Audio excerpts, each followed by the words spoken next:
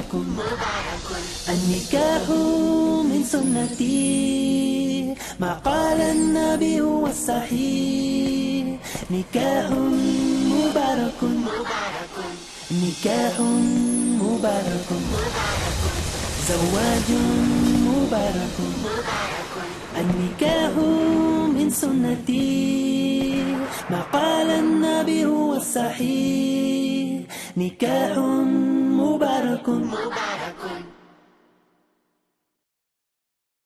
Assalamu alaikum wa rahmatullahi wa barakatuh. Welcome again, brothers and sisters, to another episode in the series Marriage and Divorce. With myself here, we have Sheikh Haitham Al Haddad, who is currently residing in the UK and is on the Sharia Council of Britain. He's also the founding member of the website www.islam21c.com. In our previous episode, we touched on the topic of forced marriage, and this is something that we want to continue with because it's such an important topic. Assalamu alaikum, Sheikh. Wa alaikum assalam wa rahmatullahi wa barakatuh. Forced marriage. People sometimes don't understand the difference between forced and arranged. Yes. Bismillah ar-Rahman ar-Rahim. Alhamdulillah wa salatu wa salamu ala Rasulillah. As we said last time, that forced marriage is when the father forced his daughter to get married to someone she doesn't want to get married to.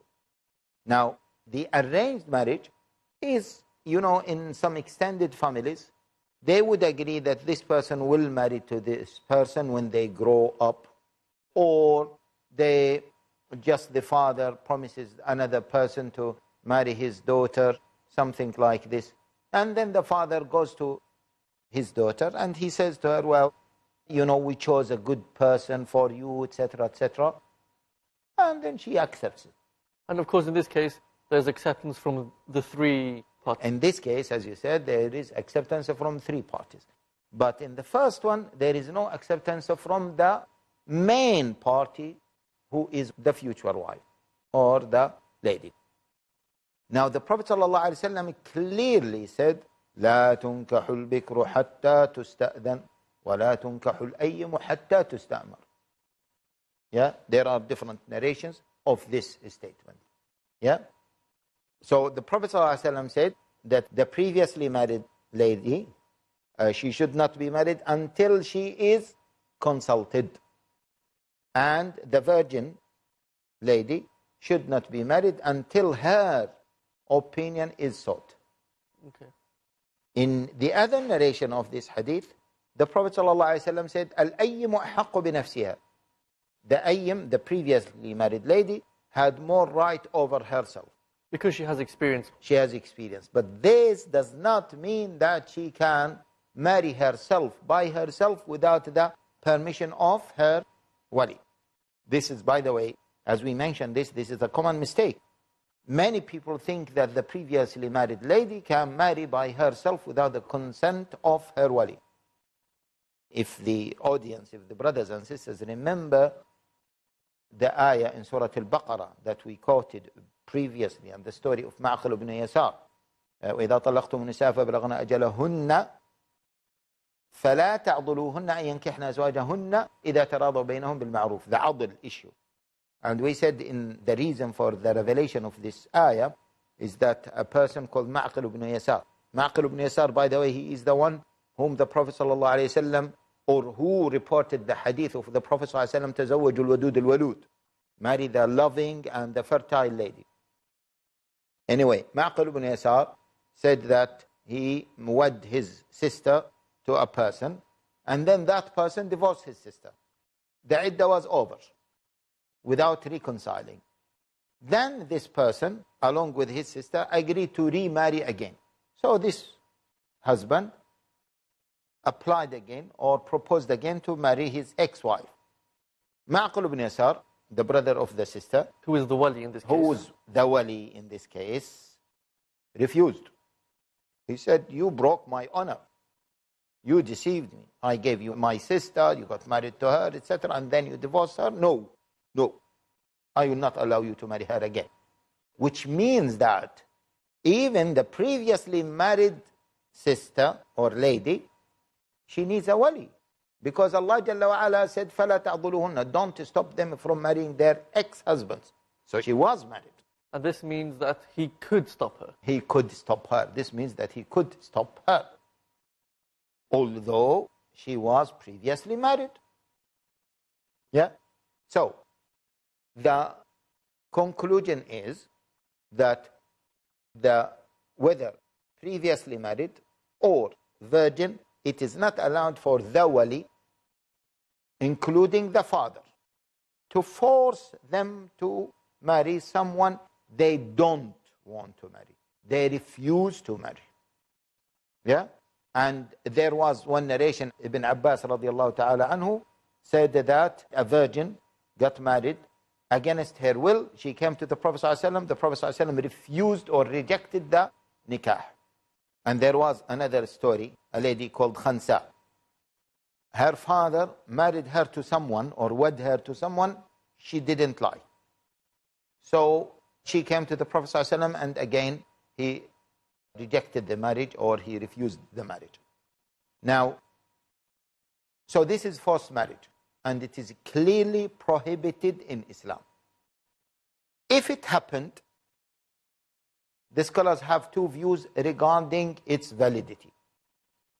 Some scholars say that it is completely rejected, it is invalid. But the lady cannot invalidate it by herself. She has to go to the court to invalidate it.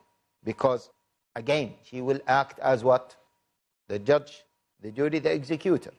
So she needs to go to the court to decide whether that was a forced marriage or not.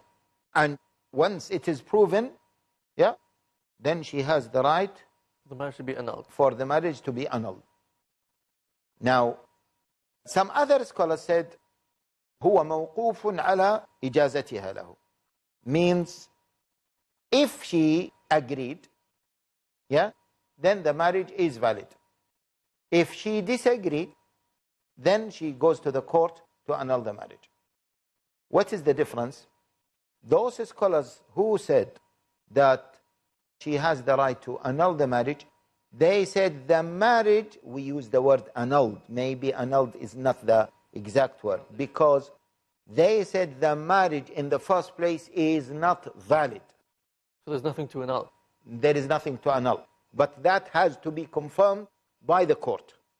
That is the difference. But in the second case, they said the marriage is suspended. If she agrees, then it is valid. If she disagrees, then again, she goes to the court to nullify it, okay, or to dissolve it. So this is the forced marriage. Now, we have to be careful. How to prove it? It takes time. Yeah? The biggest mistake that happens, which we see it most of the time, many sisters claim that they have forced marriage 10 years later, 20 years later. And we say to them, why did you come now to claim that it was forced marriage? You have now 5 children. We have cases of sisters have many children. And then later on, she says, well, it was forced marriage. Now, if it was forced marriage, why did you allow it to carry on for these years? This is a big problem. So, my dear sister, if your parents force you to marry someone you disagree with, you reject, you don't accept, say to them that clearly this marriage is not allowed, I will not allow it, and if you have a Muslim court, go to that court immediately. I think it's very good that we've kind of made it very clear, because I think this is one of the big misconceptions that, especially that I face in terms of questions. Oh, you allow forced marriage in Islam? No, yes. Okay. Jazakallah khair. Yes, true. And this means that the parents or the fathers should not abuse their rights. And they will be sinful in this case? Oh, yeah, of course. Without a shadow of a doubt, they will be sinful. They will be sinful. And that's why we said, if the father wants to marry her against her will, by the way, this is the point. If the father wants to marry her against her will, yeah, to a person she refuses, then what happens? If she goes to the Muslim court may decide that his waliship is dropped. Because he abused his... Because he abused his right, and now he's not trustworthy, not as a father, no, as in particular wali. And by the way, this doesn't mean that the daughter can marry to whom she wants. No. And moreover, it doesn't mean that the daughter starts to be rude or disobedient to her father. Yeah? وَوَصَّيْنَا الْإِنسَانَ بِوَالِدَيْهِ إِحْسَانًا or وَصَّيْنَا الْإِنسَانَ بِوَالِدَيْهِ حُسْنًا. She must. وَإِنْ جَاهَدَاكَ عَلَى أَن تُشْرِكَ بِمَا لَيْسَ لَكَ بِهِ عِلْمٍ. If they make jihad against you to disbelieve or to associate someone beside Allah Jalla wa Ala, فَلَا تُطِعْهُمَا وَصَاحِبُهُمَا فِي الدُّنْيا مَعْرُوفًا. Don't listen to them and just be kind to them in matters related to the dunya. Yeah? So we have to be balanced. Of course, we know the importance of parents. So no matter what the situation, we still need to keep the good relationship. Yes. My next question is to do with not forced marriage, but if a father brings a proposal and his daughter rejects that proposal, is she sinful at all? Yeah, this is a good question. This is a good question. No, she is not sinful. So she has full right to reject or accept whoever she likes. But I always say to sisters, yeah, you need to be reasonable. Yeah, your parents understand more than you. They went through experience. They know if the proposal is reasonable, go for it.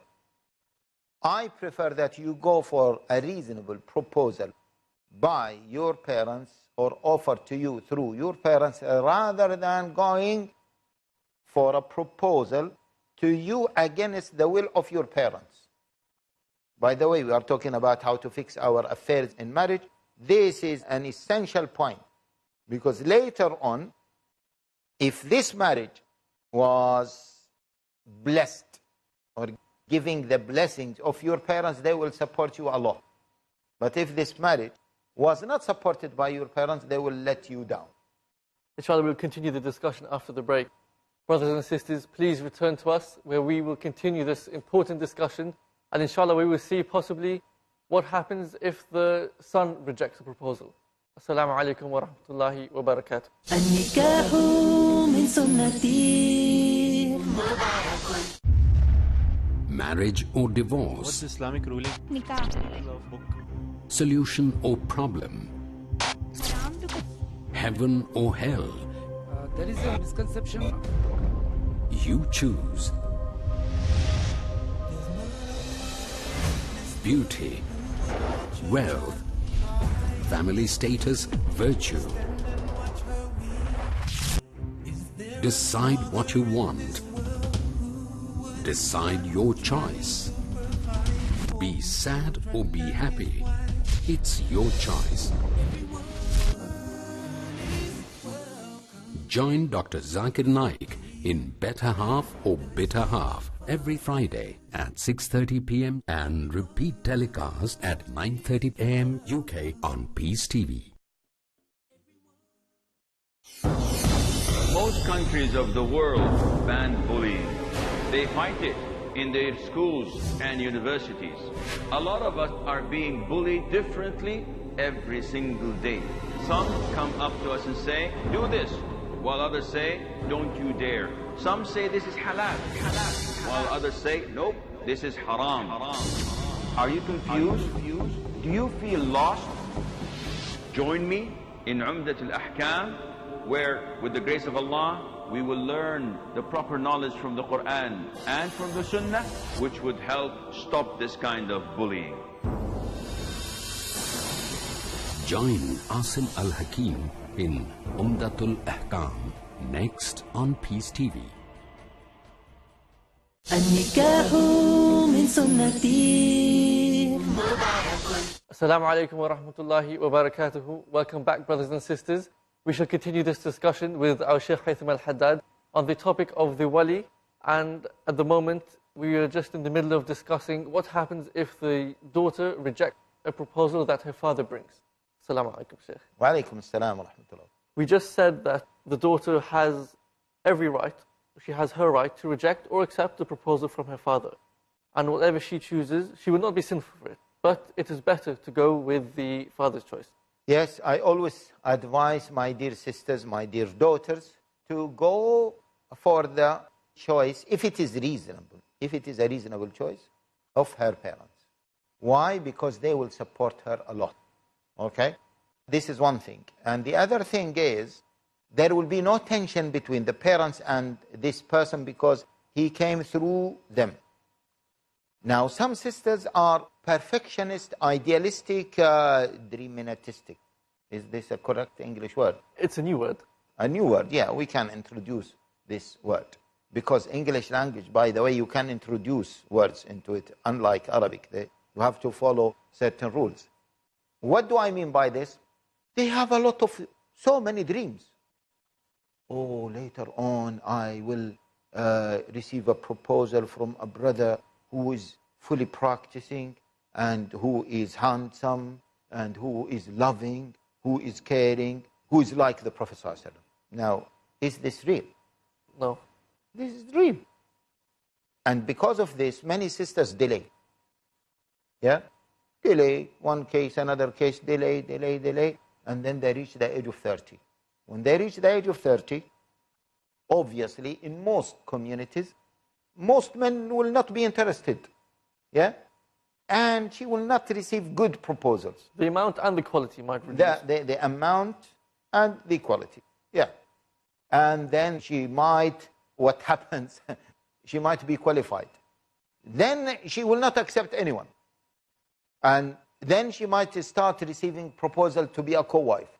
Then she will say to herself, oh, after I've been qualified and this number of years I've been studying, now I just want to accept anything and to be just a co-wife? No. And then she reaches the age of 35 and 40. I have a number of cases of women, they say, we wish if our parents forced us to get married. There was one case I came across, this is one of the recent cases, where the sister told her father, yeah, I was foolish, I was naive, it was a mistake, why you are to be blamed? She said to her father that he is to be blamed. You should have pushed me to marry. Now I am whatever age, 35 or something, 40, I'm not married because of you. See, this leads to another discussion, important discussion. We need to understand the mentality of our daughters. Yeah? Of especially the innocent daughters who have no experience with men. Inshallah, most of the Muslim daughters like this. Their nature, and again, I am sure that women might not like this. Yeah? I have a daughter. I know how she thinks. I have a wife. I know how she thinks. One of my daughters, she is excellent in the school, but still, in terms of taking decisions, major decisions, she needs to be pushed. Yeah? And by the way, this is not my daughter only. This is the case with many girls. And we're not saying that this is a negative point. Yeah, see, I can't understand how many sisters think. Whenever you mention something about them, then they take it in a negative way and they take it as discrimination against them. Subhanallah. I just said, or maybe in one of the previous episodes, we said men are what? Are like wolves. Now, do you feel that this discrimination against you as a man? Do you feel that it is discrimination as a man? No, we shouldn't take it as discrimination. This is just how things are. Yes, that is description. Description. Okay. Okay. From another angle, even if you consider this as discrimination, otherwise the audience will say he forced him not to say discrimination. Okay. Are we, as men, weak in front of women or not? Yes. Can any man, you, okay, coming from a non-Islamic background, open society, etc., can you say that you are not weak in front of women? I think every man will have a certain weakness. In front of women. Some in front of certain women, he might be very weak in front of others. So he has a level of weakness. Now, is this discrimination against us? This is describing us. This is our weakness. This is our weakness. Similarly, sisters have their weakness in front of what? In front of men. Yeah? Because they are more vulnerable, and any mistake with them is more crucial than any mistake by ourselves. Then they have to be careful. They have to be extra cautious. I think weaknesses are there. It's part of men and women. Yeah. But Islam is Different there to protect. Types, yes. Protect Islam us to from protect weaknesses. different types of weaknesses. I have my weaknesses as a man. You have your weaknesses as a man. We have different weaknesses. We, both of us as men, have our weaknesses. And women, they have their own weaknesses as well. Okay, we have to acknowledge this. Yeah? Don't tell me that a pregnant woman can play fight with a man. This is silly. This is silly. They would say, this is silly, but this is a reality. Okay?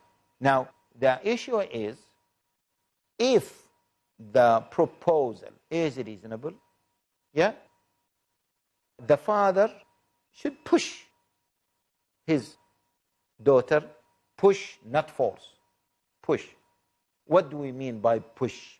Or maybe, let us say, convince. Point out the good reasons, for example. Yeah, and no, sometimes push. He can say, oh, my daughter, I think you should go for it. Yeah, just go for it. Alhamdulillah, it is a good choice. Just go for it. So, how is the procedure?